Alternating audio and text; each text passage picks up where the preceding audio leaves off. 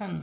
जब द्रव को यानी कि जैसे इसमें आणविक सिद्धांत के आधार पर द्रवों को गर्म किया जाता है, तो इसमें आणविक सिद्धांत के आधार पे ही अब बताया गया सही चीज़। तो कथन भी आणविक सिद्धांत के आधार पे होगी। मतलब इसमें कह सकते हैं अणु भी, इसमें जो द्रव भी जो होता है इसके भी मालिक्यूल जो होते हैं यानी कि आपस में मालिक्यूल के बाद से बना होता है। तो ये ठोस की अपेक्षा इसके मालिक्यूल थोड़े दूर दूर होते हैं, यानी कह सकते हैं इनमें अंतरावकाश जो होता है अधिक होता है और आकर्षण बल भी इनके ठोस की अपेक्षा थोड़ा कम होता है, लेकिन इनमें भी अधिक होता है। इसलिए इनका आयतन जो होता है, आकार तो निश्चित नहीं होता लेकिन आयतन निश्चित होता है, क्योंकि इसमें बीच में आकर्षण बल भी होता है और इनके बीच में जो अट्रैक्शन होगा ये चीज़ें लगी रहती है। उनके अणु भी दूर दूर होते हैं और गतिशीलता होती है, लेकिन आपस में बंधे होते हैं, लेकिन बॉन्ड में दूर इतने दूर नहीं होंगे कि ये अलग हो सके। तो इस तरह से रहेंगे। लेकिन जब इनको गर्म किया जाता है तो इनके अणुओं का जो वेग होगा, ये अणुओं का गतिशीलता जो होगी और तेज हो जाती है, यानी गति जो होती है इनकी तेज हो जाती है। तो गति तेज होने के कारण, तो गति तेज क्यों होती है? क्योंकि इनमें गतिज ऊर्जा अधिक होने लगती है। यानी जब इनका वेग बढ़ता है अणुओं की, तो इनमें गतिज ऊर्जा भी अधिक वृद्धि होने लगती है। गतिज ऊर्जा में वृद्धि के कारण अणुओं के बीच जो आकर्षण बल, यानी कि जो आकर्षण बल होता है ये कम होने लगता है। यानी इनकी गति जो गति के कारण ही, यानी कि जो मूवमेंट हो जाने लगा, जैसे किसी बॉन्ड बना हुआ है, ये भी अपना फ्री है मूव करने के लिए, ये भी अपना फ्री है मूव करने के लिए। तो जब दोनों में मूवमेंट बढ़, यानी गतिशीलता बढ़ जाएगी, तो ये दोनों में अट्रैक्शन जो होता है, यानी कि जो आकर्षण बल होगा ये खत्म हो जाता है। तो पूरे मॉलिक्यूल जो होते हैं पूरी तरह से फ्री हो जाते हैं। इनके बीच में आकर्षण बल एक हिसाब से कि ना के बराबर आ जाता है, तो ये इनका आकर्षण बल कम हो जाता है। तो ये कह सकते हैं आकर्षण बल जो इनका होगा शून्य हो गया, यानी आकर्षण बल जो होगा कह सकते हैं इनका शून्य, यानी जीरो कह सकते हैं, यानी नथिंग कह सकते हैं, इनमें कुछ भी नहीं है, खाली ऐसे ही रह गए। तो जो अणु द्रव की सतह पे होते हैं वही सतह छोड़ के ऊपर निकल जाते हैं, यानी सतह छोड़ देते हैं और जो द्रव वाष्प में बदलने लगता है। यानी जो आउटर लेयर पे होंगे, जैसे यहाँ पे जो मॉलिक्यूल्स होंगे इनके अणु जो ऊपर साइड में होंगे, तो यहाँ पे मॉलिक्यूल जो होंगे इनके गतिशीलता बढ़ने के कारण इनके जो अणु होंगे ये अपनी सतह को छोड़ के ऊपर की ओर, यानी कि एटमॉस्फेयर वेपर के रूप में बाहर की ओर निकल जाते हैं। तो ये जो बाहर की ओर निकल गया, यानी वाष्पीय होने का ये बाहर जाते हैं, जिसे और वाष्पन की गति, जैसे कि जब जैसे जैसे इसकी गति तेज होने की, अणु की गति मात्रा अधिक होने लगती है, तो इनकी गति भी तेज, यानी वाष्पन की क्रिया अधिक होने लगती है, जिससे उसके वाष्प की गति तेज हो जाने से वाष्प दाब बढ़ जाता है, तथा मतलब इनकी जो वाष्प दाब होगा ये भी बढ़ने लग जाता है, वाष्प दाब बढ़ता जाता है। यदि द्रव को गर्म करते रहते हैं तो एक स्थिति ऐसी आ जाती है कि द्रव की वाष्प का दाब वायुमंडलीय दाब, यानी जो वायुमंडलीय दाब, यानी हम जैसे कोई भी चीज़ इसमें रख रहे हैं तो ये मान के चलिए इसमें ऊपर जो होता है एक वायुमंडलीय दाब भी इस पर प्रेशर जनरेट करती है। ये जैसे मान लीजिए ऊपर की ओर जा रहा है तो ये ऊपर की ओर, यानी वायुमंडलीय दाब इस पर अंदर की ओर प्रेशर करा, तो ये जब ये दोनों वायुमंडलीय दाब और ये दोनों यानी कि इसका दाब जो है ना इक्वल हो जाएंगे, यानी बराबर हो जाते हैं, कह सकते हैं वायुमंडलीय दाब बराबर होगा तो द्रव उबलने लगता है। जो पानी होगा इसके अंदर हमारा क्या होता है, उबलने लेने खौलने लगता है, जिसे कह सकते हैं, या उबलने लगता है, यानी बॉयल हो जाता है। बॉयल करने लगने की काफ़ी तेज़ी से उबलने लगता है। इस स्थिति में तो वाष्पन की द्रव की जो होती है द्रव की सतह पर ना होकर, जैसे यहाँ पे सिर्फ यहीं पे, जैसे पहले क्या होता था अधिक जो गतिशील होती है, जो अणु की मात्रा अधिक गतिशीलता होती है वही यहाँ पे वाष्पित होते रहते हैं, यहीं पे गर्म होता है पानी। लेकिन जब वायुमंडलीय दाब और इसका वायु दाब यानी वाष्पन दाब,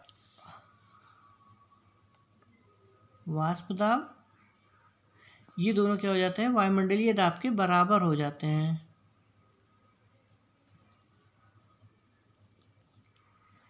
वायुमंडलीय दाब के बराबर हो जाएगा, तो जो पानी यानी कि ये दोनों जब बराबर हो जाएंगे, इक्वल हो जाएंगे, तो ये जो इसके अंदर होगा पानी सिर्फ सतह पे न खोलने के बजाय यहाँ पूरे बर्तन, यानी कह सकते हैं जिस पात्र में या जिस बर्तन में हम रखे हैं पूरे सतह, पूरे बर्तन में, यानी उस पूरे पात्र में ही द्रव जो होता है खोलने लगता है, यानी इसी में उबलने लगेगा। इस इसमें वाष्पन के द्रव की सतह पर न होकर पूरी द्रव में खोलेंगे, तो इस तरह पूरे संपूर्ण बुलबुले उठने लगते हैं, यानी कि पूरी पानी के अंदर जितना पानी वाटर वेपराइज गर्म किया जा रहा है पूरे बुलबुले उठने लगते हैं।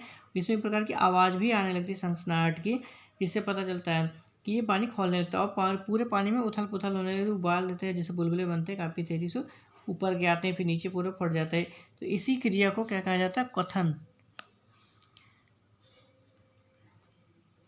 यानी जो पानी खोल रहा है, पानी खोलने उबलने का जो उबलने का प्रोसेस होता है, पानी खोलने लगता है, तो इसी को उबलने को ही क्वथन कहा जाता है। यानी कि एक ताप ऐसा, एक समय, एक टेम्परेचर ऐसा हो जाता है कि ये खोलने लगता है, इसी को क्वथन कहा जाएगा। और जो क्वथनांक होगा, क्वथनांक जो होता है वह निश्चित वह निश्चित एवं स्थिर ताप, सारे ताप पे नहीं होगा, एक निश्चित ताप कांस्टेंट होगा ताप, उसी पे यानी इसे स्थिर ताप कहा जाता है। स्थिर ताप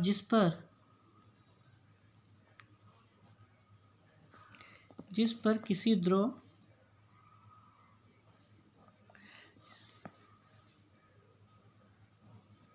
को गर्म करते हैं या गर्म किया जाता है,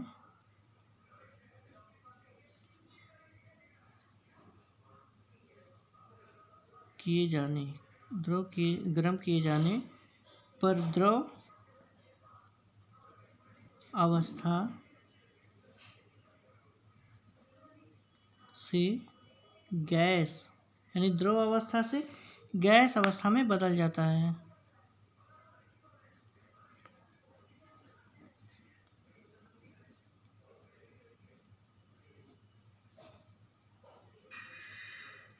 जब ये बदल जाएगा तो ये क्वथनांक कहलाता है। क्या कहलाएगा? क्वथनांक। यानी वह टेम्परेचर होगा, यानी वह निश्चित और स्थिर ताप यानी कि कांस्टेंट टेम्परेचर होगा जिस पर किसी वस्तु को द्रव को गर्म किया जाता है तो वह द्रव अवस्था से अपनी गैस अवस्था में बदल जाता है। इसी को क्वथनांक कहा जाता है। यानी क्वथनांक यानी वह टेम्परेचर होगा जिसपे वो वाष्प में बदलने की प्रोसेस में आ जाता है, वाष्प में बदलने लगता है। और जब हम किसी वस्तु का ताप और माने बढ़ाते हैं, उसमें गर्म करते हैं तो ताप द्रव वाष्प जो वायुमंडलीय दाब के बराबर हो जाता है। तो द्रव अवस्था में बदलता है तो बाह्य दाब के विरुद्ध यानी कि जो इसमें वेपर होगा, यानी कि जब कह सकते हैं यहाँ पे जो वेपर होगा इसके अंदर जो वायुमंडलीय दाब तो इसमें बराबर इसमें है लग रहा है, तो जब इसमें वेपराइज होगा तो ये वायुमंडलीय दाब इसके दाब के बराबर होगा।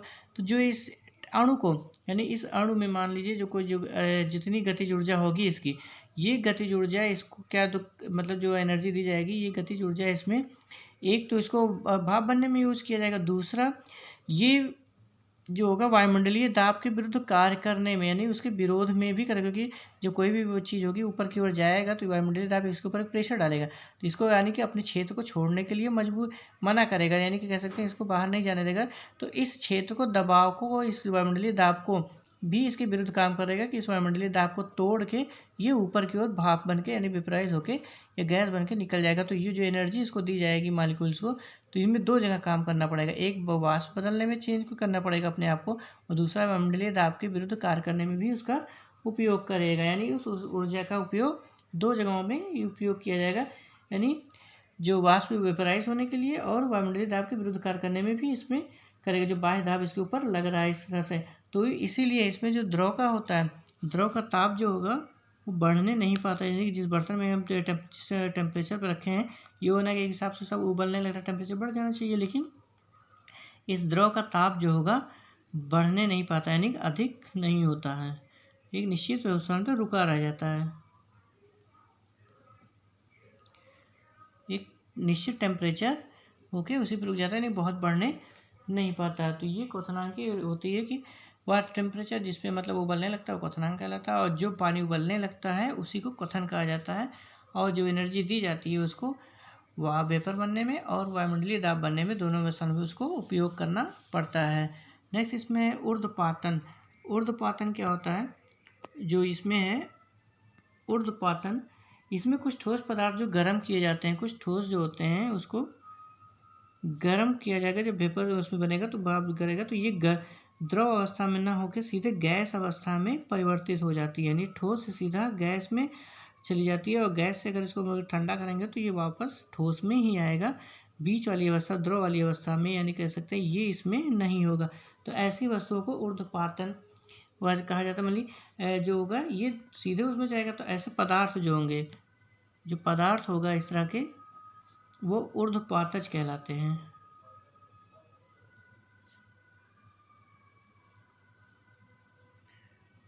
ये पदार्थ होंगे जो ऊर्ध्वपातज कहलाएगा, और जो प्रोसेस होगा यानी क्रिया होगी यानी कि जो बदलाव होगा ये वो चीज़ जो होगी ऊर्ध्वपातन कहलाता है।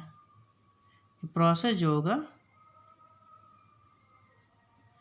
ऊर्ध्वपातन यानी ऊर्ध्वपातज होगा, और जो प्रोसेस होगा ऊर्ध्वपातन कहलाता है, वेपराइज होना। इसमें जो होता है मेन मटेरियल वो सीधे ही उसमें चला जाता है। तो जैसे आयोडीन हो गया, इसका हमारा एग्जांपल आयोडीन होता है।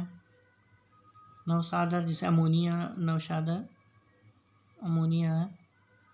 सबसे सिंपल इसमें आपको घर में दिख जाएगा कपूर जो होता है, ये भी आपका होता है। इसमें जो कपूर होता है इसमें भी अगर आप थोड़ी देर खुला रख देते हैं तो ये हमारा वेपराइज बन के ऊपर निकल, यानी ठोस अवस्था से सीधे गैस अवस्था में चला जाता है, यानी बदल जाता है। तो इसके जो होते हैं अणु जो होते हैं, इसके जो अणु होंगे, जैसे मान लो ठोस पदार्थ में काफ़ी क्लोज होते हैं, तो इनके जो बीच में बंधन होता है, ये जो बंध होता है बंधन, जब इनको गर्म किया जाता है तो एनर्जी मिलती है। तो ये बंधन इतनी यानी कि इस मालिक्यूल के बंधन जो होते हैं आसानी से टूट जाते हैं, ब्रेक कर जाते हैं।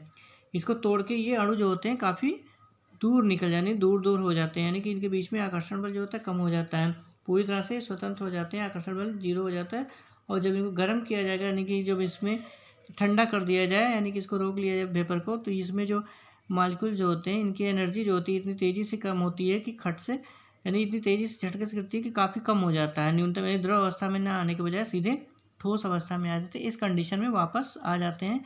तो जिससे ये हमें ठोस अवस्था में वापस मिल जाता है, यानी ठोस से सीधा गैस में चेंज होते हैं, यानी कि सॉलिड से सीधे वेपर में जाते हैं, वेपर गैस में, और गैस से सीधा सॉलिड में आते हैं। बीच वाली कंडीशन इसमें नहीं होती। तो ये परिवर्तन निकल आता है, जैसे ये इसमें दिखाया गया, ये इसमें नौशाद अमोनियम क्लोराइड रखा गया है, और इसको जब हम हीट करते गर्म करते हैं तो इसमें जो एनर्जी मिलती है इससे सीधे अमोनियम क्लोराइड क्या होता है, वेपोराइड हो जाता है, सीधे वेपोराइड हो गया, यहाँ पे इसमें गैस के रूप में मिल जाता है। और यही चीज़ को अगर हम भीगे इस रुई या इसके नली पे मुँह पे जो होता है कॉटन जो होती है पानी से भिगो के रखा दिया जाए, तो इसमें जो टेम्परेचर होगा, तो जब यहाँ पानी से टकराएगा तो इसका मालिक्यूल जो पेपर जो है उड़ के जाएंगे, यहाँ पे क्या होगा, ठंडा हो जाएगा, टेम्परेचर चेंज होगा, तो ये सीधे यहाँ पे सॉलिड के रूप में हमको वापस वो चीज़ मिल जाएगा। तो ये चीज़ हम कपूर में भी कर सकते हैं, अगर इसमें कपूर रखा जाए, उसको गर्म किया जाए तो ये निकल के ऊपर जाएगा, और उसको जब करेंगे तो वहाँ रवे के रूप में, यानी कि रुई में हमको फिर से वो सॉलिड के रूप में मिल जाएगा। तो ये प्रोसेस होता है ऊर्ध्वपातन, यानी सीधे ठोस से गैस में और गैस से ठोस में आता है, तो ऊर्ध्वपातन कहलाता है। और ये बॉयल जो होता है यानी खोलने लगता है जिस टेम्परेचर पे क्वथनांक, और जो खोलने का प्रोसेस है टेम्परेचर पे उबलने का, इसे क्वथन कहते हैं। तो ये भी यानी कि मालिकुलर थ्योरी के आधार पे ही बताया गया, मालिक्यूल्स के अकॉर्डिंग ही डिफिनेशन इसकी होती है।